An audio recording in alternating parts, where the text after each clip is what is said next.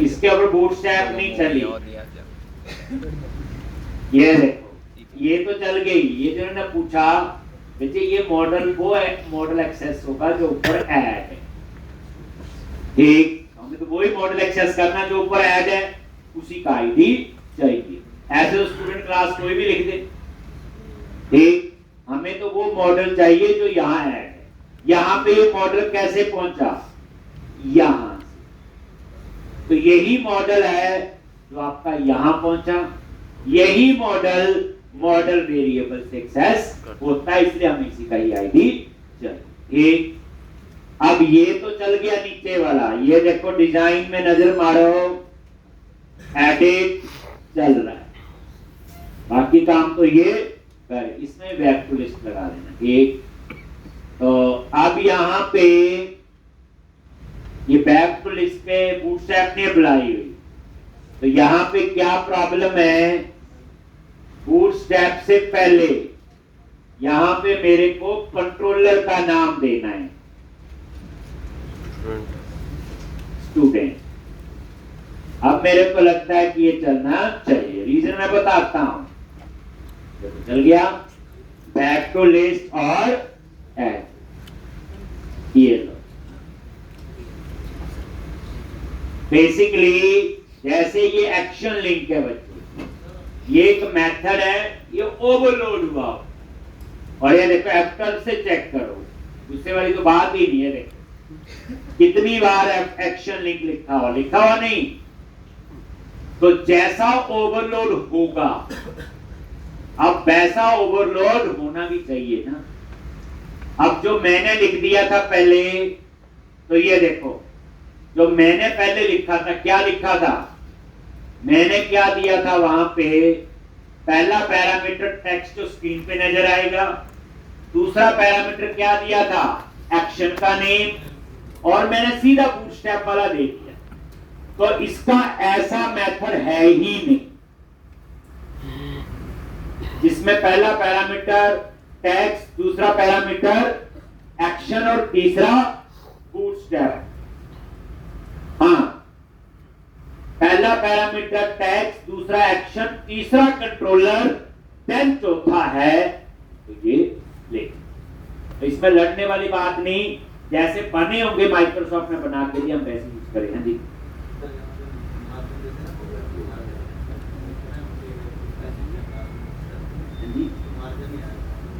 ये वाले ये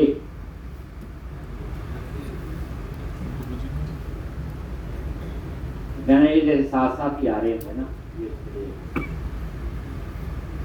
इसका तो फर्क पड़ा ही नहीं।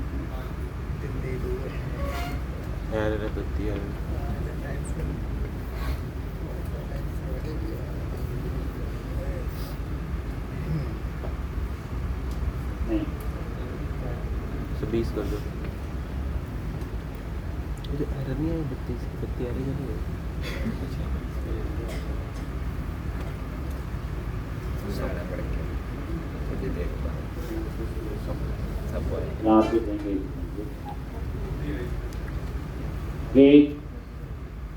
होती है कई बार बूटस्ट्रैप की क्लास, कौन सा बटन कर रहे हैं तो कहीं चलती है कहीं। तो अब यहाँ पे तो ये तो सिंपल आपका कोड, और पहले भी लिखवाया हो मैंने, याद होगा, इससे पेज में इसको कुछ नया नहीं है। अब आपने क्या करना है? डिलीट। कौन सा कोड होगा जी? डिलीट। ठीक, तो अब आप लोग जो डिलीट का बटन है, कौन सा जी? डिलीट का। तो पहली बात कंट्रोलर में जाओ और इंडेक्स पे और गो टू व्यू, और यहां पे ये है आपका डिलीट, और उसमें एक पैरामीटर है। तो आप क्या करोगे? कंट्रोलर में जाओगे और यहां पे पब्लिक एक्शन रिजल्ट डिलीट, और क्या पास करेंगे? आईडी। क्या पास करेंगे? फाइल। इसको जगह दे।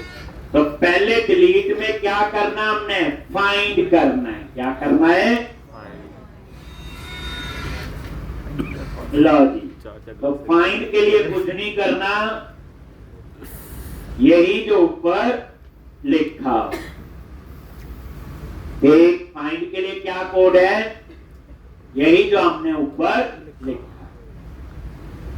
और अब हम लोग डिलीट नाम से क्या बनाएंगे, व्यू बनाएंगे और वहां सिंपल डिस्प्ले करवाएंगे डेटा। और उसमें हम लोग एक बटन लगा देंगे। ठीक,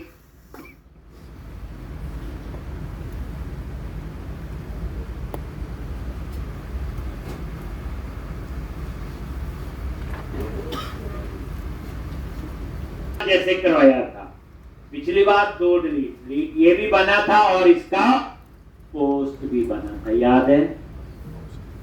ठीक, अब मैं क्या चाहता हूं, ये मैं ब्रेक पॉइंट लगा के रख देता हूं, बाद में देखते हैं। वो तरीका तो आता ही है, 2 एक्शन बनाओ जैसे एडिट के बनाए और क्रिएट।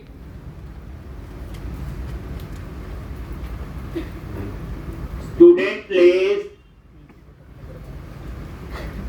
के डिलीट, मैं चाहता हूं जैसे इस डिलीट पे मैं क्लिक करूं,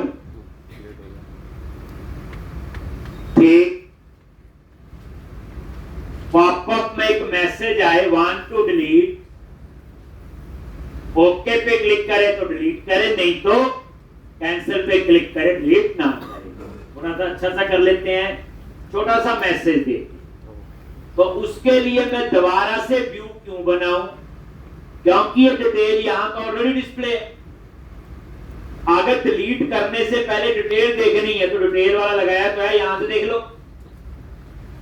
ठीक, तो कहने का मतलब मेरा यह है, ये जो डिलीट है यहीं पे मैसेज आना चाहिए, वांट टू डिलीट, ओके करो तो डिलीट हो जाना चाहिए। ठीक, तो थोड़ा सा हम लोग देखते हैं। तो अब आप पहले जाओ इंडेक्स में। ठीक, इस कोड को हम डिलीट का कोड बना देंगे बाद में सीधा। ठीक, वो बाद में बनाते हैं, वो देखते हैं कैसे करते।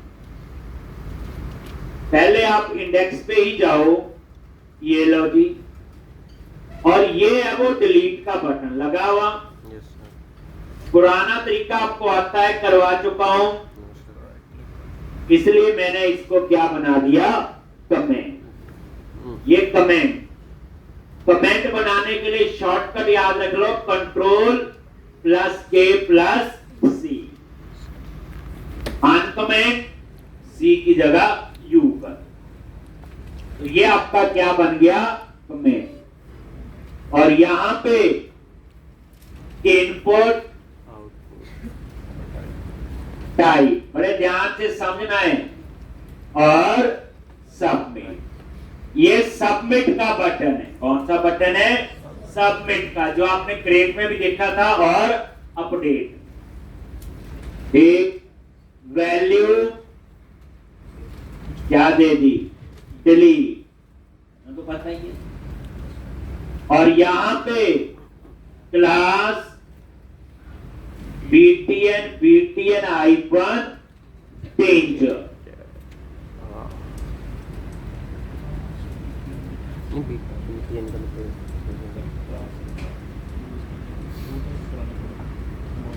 BTN हाइफन डेंजर, पता है इतना। मैसेज आना चाहिए तो ऑन क्लिक, ये इसका एक इवेंट है, ऑन क्लिक। ऑन क्लिक पे क्या करना है, एक मेथड बना हुआ जावास्क्रिप्ट के अंदर, मैंने नहीं बनाया, और उसका नाम है कन्फर्म। वो मेथड ट्रू या फॉल्स रिटर्न करता है। क्या करता है, ट्रू या फॉल्स। ठीक, तो पहली बात यहां लिखना है रिटर्न, सब हेल्प में आता है, और उसके बाद आपने लिख दिया कन्फर्म, और यहां पे मैसेज क्या लिखोगे, Want to delete data? Question mark.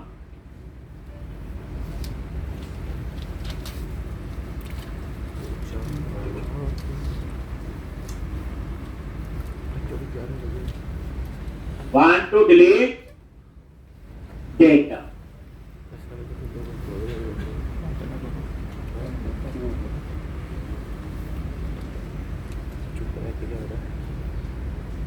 Want to delete data, ये मैसेज दे दिया। अगर आप ओके पे क्लिक करोगे तो रिटर्न ट्रू करेगा, तो ये पेज सबमिट होगा। अगर कैंसिल पे क्लिक करोगे रिटर्न फॉल्स करेगा, तो ये पेज सबमिट नहीं होगा। अभी दिखाऊं, और यहां पे ये बैक क्लोज कर दिया। इनपुट है, कुछ नया सीख रहे हैं थोड़ा सा।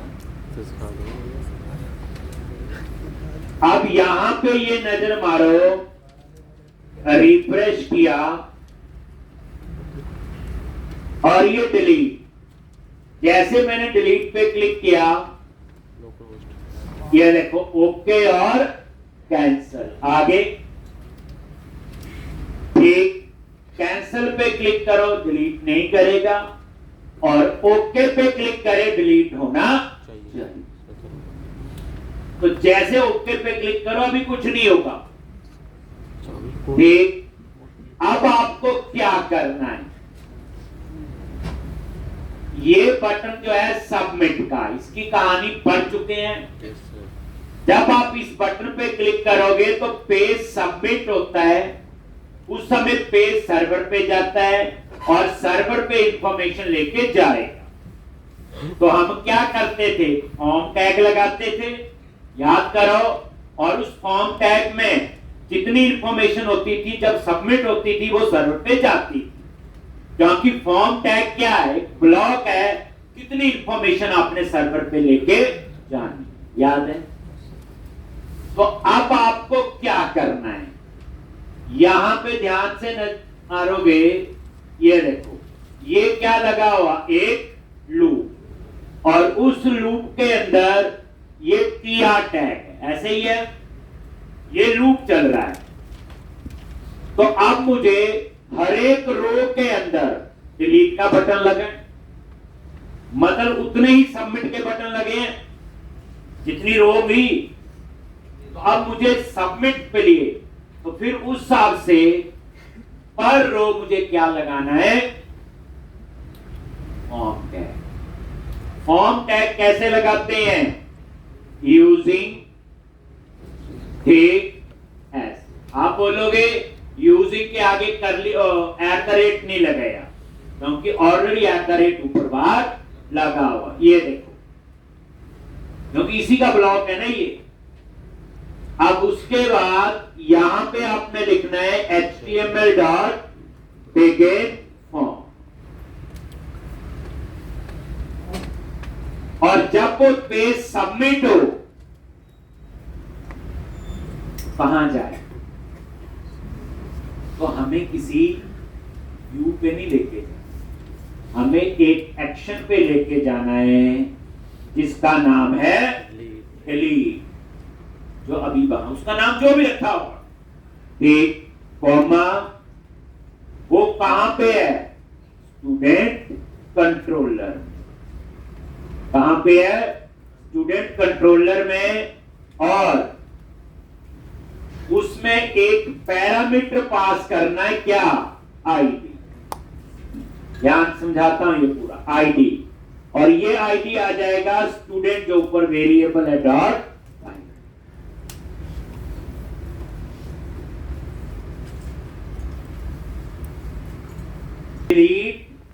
एक्शन, और ये कंट्रोलर का नेम।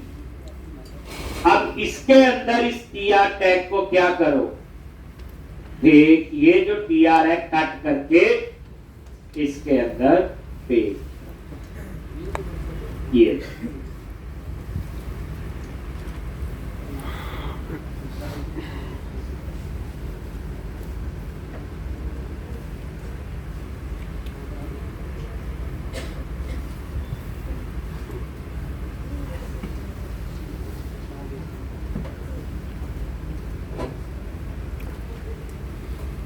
जाएगा? डिलीट नाम के एक्शन। और उसके बाद वो एक्शन कहां बना होगा? Student controller. और उसमें क्या पैरामीटर होगा? आईडी। ठीक, क्या पैरामीटर होगा? आईडी। अब आप लोग तो जब भी आप बच्चे सबमिट लगाओगे तो बिगिन फॉर्म लगेगा। सिंपल कहानी समझ। तो जैसे सबमिट किया तो वो यहां आएगा। कहां पे? डिलीट पे। एक्शन का नाम क्या रखा हुआ? डिलीट। अगर इसका डिलीट रख लो तो वहां डिलीट रखना जो रखना चाहो। नई कहानी पता चल रही। पहले होता था एक्शन बनाया तो व्यू भी बनाना पड़ेगा। ये वो आईडी। तो पहले क्या किया? फाइंड कर लिया जिसको डिलीट करना है। अगर नहीं है तो बाद जाएगा और इसके बाद फिर हम यहां लिख देंगे context dot students dot remove और यहां पे स्टूडेंट इन। जैसे ऐड के लिए ऐड था, डिलीट के लिए क्या होता? रिमूव। और यहां पे कॉन्टेक्स्ट डॉट सेव चेंजेस। और सेव होने के बाद कहां जाना है जब डिलीट हो गया? Return redirect to name of index.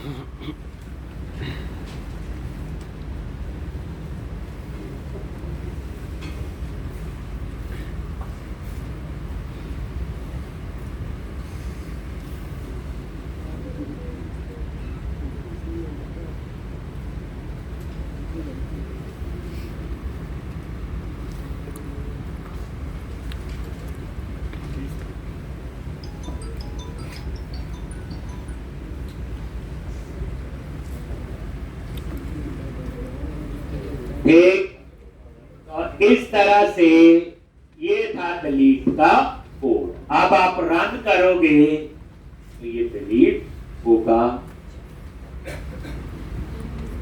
Break point लगाया हुआ हम इसे टेस्ट। ठीक है जी, थोड़ा सा नया तरीके से मैं करने की कोशिश।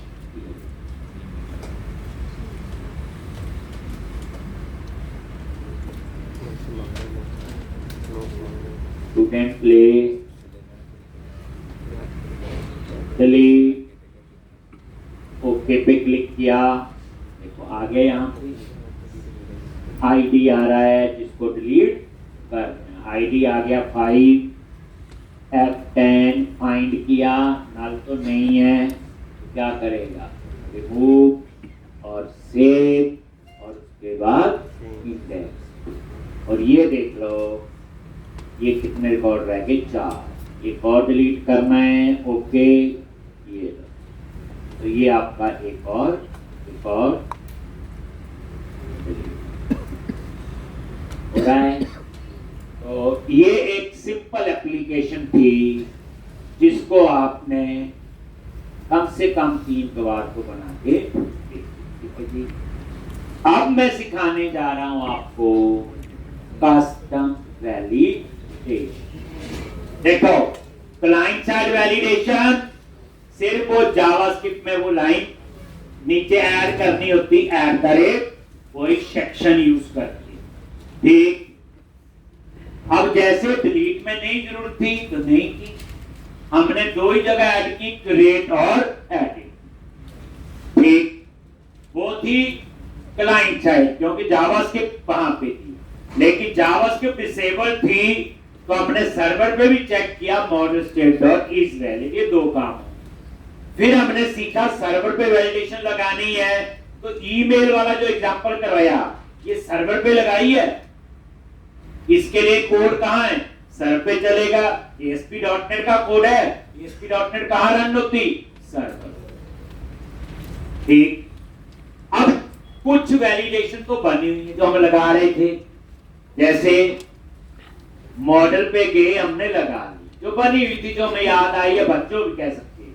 रिक्वायर्ड है, रेंज है, ईमेल एड्रेस है। अभी मेरी रिक्वायरमेंट मान लो एज पे है कि as must be greater than equal to 80। ये नहीं बनेगा। रेंज में तो दो है ना, कहां से स्टार्ट और कहां से एंड, यही होगा ना। रेंज में तो क्या मिनिमम और मैक्सिमम। अब याद रखना जो रेंज है वहां दो डेट की रेंज भी हो सकती है। याद रखना डेट की भी, मान लो आपको लगानी है कि date of birth between two dates, तो वहां मिनिमम डेट और मैक्सिमम 18 और 25 का चेंज कर दो। तो रेंज वैलिडेटर जो है, रेंज वाला जो है, सिर्फ ये एज के साथ मतलब न्यूमेरिक वैल्यू के साथ नहीं चलता है। अब ये जो रेंज है इसकी अपनी लिमिटेशन है। अब मैं बोलूं मेरी रिक्वायरमेंट है कि एज जो है वो ग्रेटर देन इक्वल टू 25 होनी चाहिए। मिनिमम एज है, मैक्सिमम नहीं है। रेंज में तो मिनिमम मैक्सिमम दोनों देनी पड़ेगी। अब ये वैलिडेशन हमें बनानी चाहिए।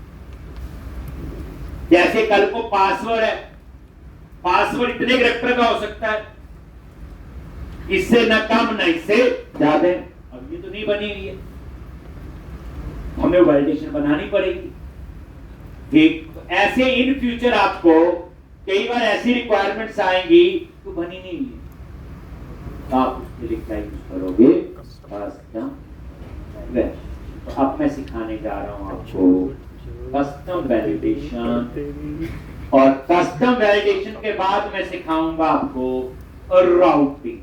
क्या सीखेंगे, राउटिंग। राउटिंग के बाद फिर हम एक ऐसी एप्लीकेशन बनाएंगे, बस उसमें मल्टीपल टेबल यूज करेंगे, बस ये फर्क होगा। ठीक, तो अब आप क्या करो, प्रोजेक्ट में जाके एक फोल्डर बना लो अलग से, कस्टम वैलिडेशन। प्रोजेक्ट पे राइट क्लिक किया, add new folder, custom validation. Code को समझ के लिखना है बच्चे, कैसे इफ भी लिखा जा रहा है उसको भी आप लोग समझ के लिखोगे। ठीक, कस्टम वैलिडेशन। तो ये आपने एक फोल्डर बना लिया, कस्टम वैलिडेशन। अब इसमें मैंने मान लो एज के लिए तो कस्टम वैलिडेशंस पे राइट क्लिक किया, ऐड क्लास। कस्टम वैलिडेशन पे राइट क्लिक किया, add class age validation.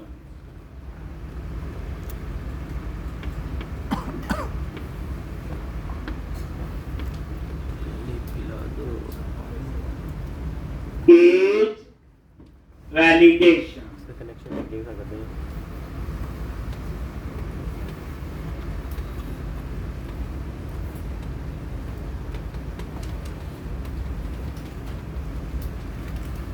Class में क्लास मेरा है एज वैलिडेशन।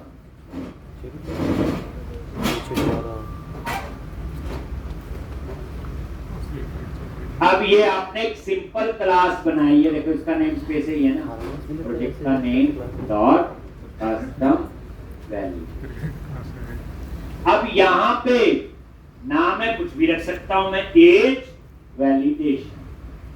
अब एक क्लास इनहेरिट करनी है वैलिडेशन एट्रीब्यूट्स नाम से, या एट्रीब्यूट वैलिडेशन वो वही यूज करनी जो ये यूज कर रहा है। मतलब कहने का मॉडल में गई, चाहे रिक्वायर्ड है चाहे रेंज है, कोई भी रिक्वायर्ड पे F12 प्रेस करो आगे, और ये कहां से इनहेरिट है, वैलिडेशन एट्रीब्यूट, ताकि काम उसी तरह करे जैसे ये करती। तो वैलिडेशन एट्रीब्यूट जो है कॉलन और यहां इनहेरिट, ठीक, और इसका नेम स्पेस ऐड कर दो, वही होगा system dot component model dot data annotation. और ये आपने यहां ऐड कर दिया। नई चीज पता चलने वाली है, धीरे धीरे चीजों को हम लोग इंक्लूड कर रहे हैं साथ साथ में। अभी मैंने मेन क्वेश्चन एमबीसी में 2 करवाने हैं और फिर हम शुरू करेंगे ASP.NET और फिर उसके बाद प्रोजेक्ट पे काम करेंगे। जैसे मैंने बताया हुआ कि 2 महीने पहले हम पढ़ते हैं, ये हम पढ़ रहे हैं, फिर आगे 2 या 3 हफ्ते और पढ़ेंगे मैक्सिमम और फिर शुरू करेंगे प्रोजेक्ट। और प्रोजेक्ट जो बनागा वो ही बना सकता है तो कॉन्टिन्यूस 7-8 घंटे रोज प्रैक्टिस कर सकता है। ठीक, तो ये उसी की तैयारी है सारी। चलो कस्टम वैलिडेशन, वहां नहीं बताऊंगा ना कस्टम वैलिडेशन क्या होता है, क्लाइंट साइड क्या होती है, सर्वर सिर्फ लिखेंगे, ये पढ़ाया इसीलिए जाता है। लो जी, अब यहाँ पे ओवरराइड सुना हुआ, ओवरलोडिंग और ओवरराइडिंग, क्या डिफरेंस है दोनों में?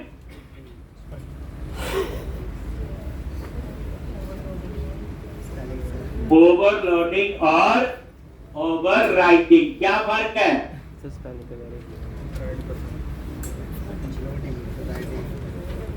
देखो ये वही फर्क है जो कभी गलती से C++ में पढ़ा। चलो वो ही बता।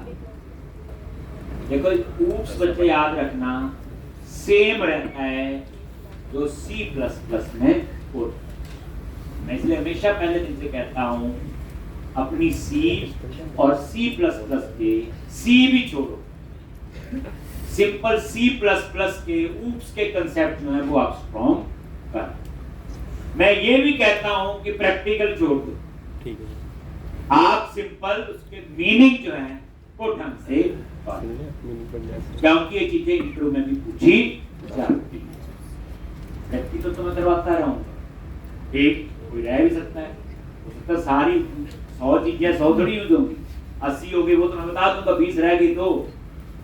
इसलिए स्पेसिफिक अगर आपको पढ़ना हो अपने लेवल पे तो ऊप्स के कंसेप्ट होते हैं C++ के अंदर एक डाटाबेस। चलो ओवरराइडिंग जो है always use with inheritance. Overriding का जो कंसेप्ट है वो चलता ही सिर्फ इनहेरिटेंस के साथ है, विदाउट इनहेरिटेंस इसका कोई रोल नहीं। ओवरलोडिंग जो है ना same name with different parameter, जो आपको एक्सप्लोर करके कई बार आपको देखते होंगे, वो ओवरलोडिंग है, same name with different parameter. उसमें ये नहीं है कि इनहेरिटेंस ही चाहिए, उसके बिना भी चलता उसके साथ भी चलता है ओवरलोडिंग का कंसेप्ट। ओवरराइटिंग जो है हमेशा आपकी इनहेरिटेंस के साथ काम करती है। फॉर एग्जाम्पल देखो, अगर हम सिंपल समझे ओवरराइडिंग का कंसेप्ट, ओवरराइडिंग ओवरराइड करना बोलते हैं ना अपनी लैंग्वेज में, ये ओवरराइडिंग हुई है। देखो आपने क्लास बनाई एम्प्लॉय और उस क्लास के अंदर आपको कैलकुलेट करना है अलाउंसेस, ठीक, जैसे मान लो HRA कैलकुलेट करना है, हाउस रेंट अलाउंस जैसे एम्प्लॉइज को मिलते हैं। यहाँ पे रिक्वायरमेंट आपके पास ये है कि 90% एम्प्लॉय का जो HRA है वो 20% है सैलरी, लेकिन 10% एम्प्लॉय ऐसे हैं उसका कम भी हो सकता है और उसका ज्यादा भी हो सकता है। आपके पास ये रिक्वायरमेंट आ गई तो क्या करोगे? तो हम 90% वाली साइड पहले जाएंगे, हम एम्प्लॉय क्लास बनाएंगे और HRA कैलकुलेट का एक फंक्शन बना देंगे, बट उसको लिख देंगे ओवरराइडेबल। क्या लिख देंगे? ओवरराइडेबल। C++ में वर्चुअल लिखते हैं आप लोग, अगर याद आ जाएगा, ठीक, ओवरराइडेबल बना देंगे। मतलब ये है कि ये मेथड जरूरत होगी तो इसे आप ओवरराइड कर सकते हैं। ओवरराइडेबल मतलब ये है कि उसमें लिख दिया फार्मूला कि 20% HRA कैलकुलेट होगा। अब उस एम्प्लॉय क्लास को आप कहीं पे भी यूज करो, बाय डिफॉल्ट 20% HRA तो चलेगा, अब एक ऐसी क्लास आ गई उसमें ऐसे एम्प्लॉई हैं, वीआईपी एम्प्लॉई हैं, उनको अलाउंस 30% मिलता है। तो हम क्या करेंगे, उस क्लास के अंदर उस एम्प्लॉय क्लास को इनहेरिट कर लेंगे, और जब इनहेरिट करेंगे तो हम लोग एचआरए वाला जो मेथड है उसे ओवरराइड कर देंगे, और उसके अंदर जो है 20% की जगह क्या कर देंगे, 30%। That is overriding. तो जरूरत पड़े तो ओवरराइड कर लो, नहीं जरूरत है जो है वो तो चलेगा। ये कई बार ऐसी रिक्वायरमेंट्स आती हैं कि जो आप क्लास बना रहे हो उसमें कुछ मेंबर ऐसे हैं जो 90-95% एक जैसा चलते हैं, 5% या 10% उनमें चेंज, तो वहां पे आपको याद करना पड़ेगा ओवरराइडेबल। जैसे ये देखो, यहां पे मैंने क्या लिखा, ओवरराइड। देखो जैसे मैंने ओवरराइड लिखा, ये कोई मेंबर आए जो ओवरराइड हो सकते हैं, तो ओवरराइड हो सकते हैं तो पहले ये ओवरराइडेबल बनाने पड़ते हैं। ठीक, ये सारे तो, और ये मेथड कहां बना होगा, इस क्लास में जिसको इनहेरिट किया, कहां बना होगा, इनहेरिट। और यहां पे इज वैलिड, ये वाला मेथड देखो आ गया। ठीक, ओवरराइड वैलिडेशन रिजल्ट और इज वैलिड। इज वैलिड पे F12 लिखो, प्रेस किया, कहां लेके जाएगा,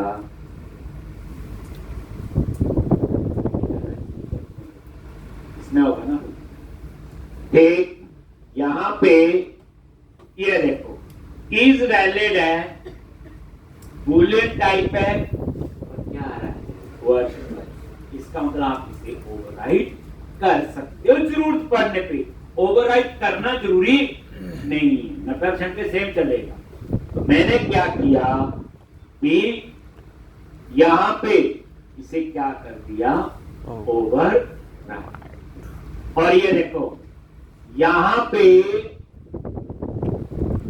इसमें उसकी वैल्यू आएगी, दोबारा देख लो एक बार, ऐसे है ओवरराइड और इज वैलिड से यहां दो होंगे, सेकंड वाला यूज करना जो वैल्यू है और वैलिडेशन कॉन्टेक्ट, ठीक आ जाएगा अपने आप। अब आप यहां पे अपने हिसाब से चेंज कर, जैसे मैंने क्या लिखना है, एक वेरिएबल ले लिया इंट एज, और यहां पे कन्वर्ट डॉट टू इन 32, किसको, जो ऊपर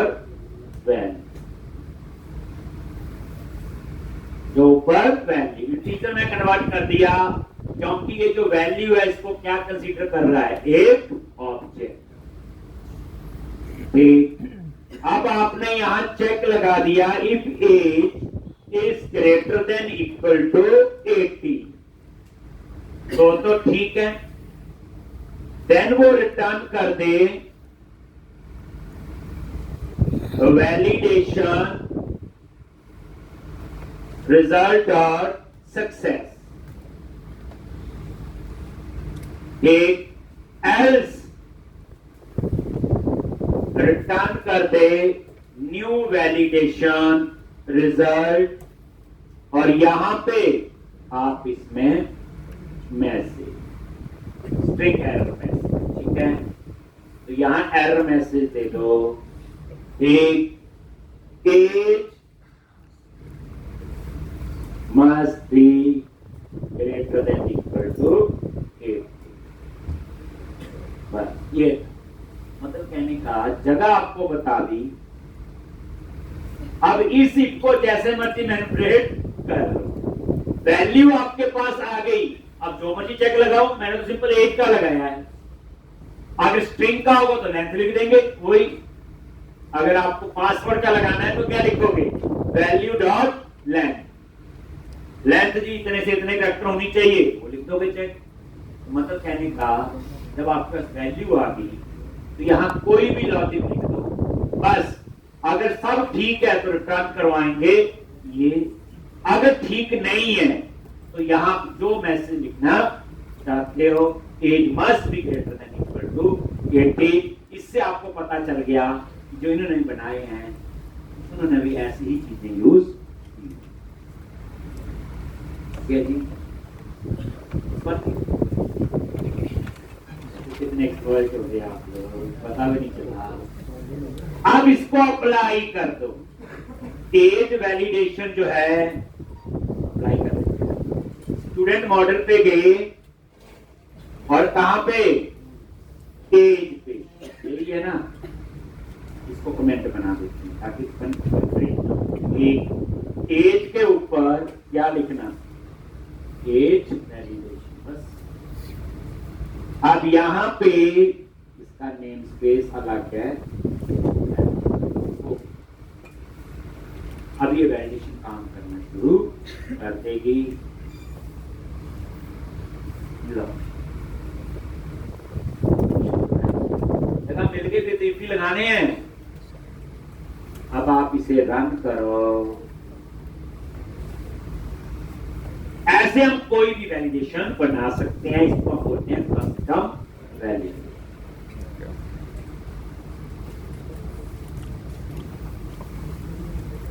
तो इन्हें प्रैक्टिस करके आओगे बच्चे। जो मैंने एप्लीकेशन कंप्लीट की उसको पूरा ध्यान से करना है। अब उसके बाद आपका कहाँ पे था, न्यू एक, तो अभी यहाँ पे ये नेम एंटर किया, ये एड्रेस, ये एज, लेकिन एज तो कम में लिखी 18 से नहीं करनी है। और ये वैलिडेशन है सर्वर साइड। नोटिस किया क्योंकि ये वैलिडेशन कहाँ बनाई मैंने, ASP.NET में। अगर मैं यही बनाऊंगा जावास्क्रिप्ट में तो फिर वो क्लाइंट साइड पे चलेगा, पर उसके लिए अभी जावास्क्रिप्ट आना चाहिए, उसके लिए थोड़ी देरी। ये देखो ठीक डाल दो जी, ग्रेटर देन 20, 18 है मेरे, है ना। देखो अब देखो, अब सेव करो। तो ये थी, बाकी पढ़ने के लिए कल आना पड़ेगा। कल आप फीस मांगो।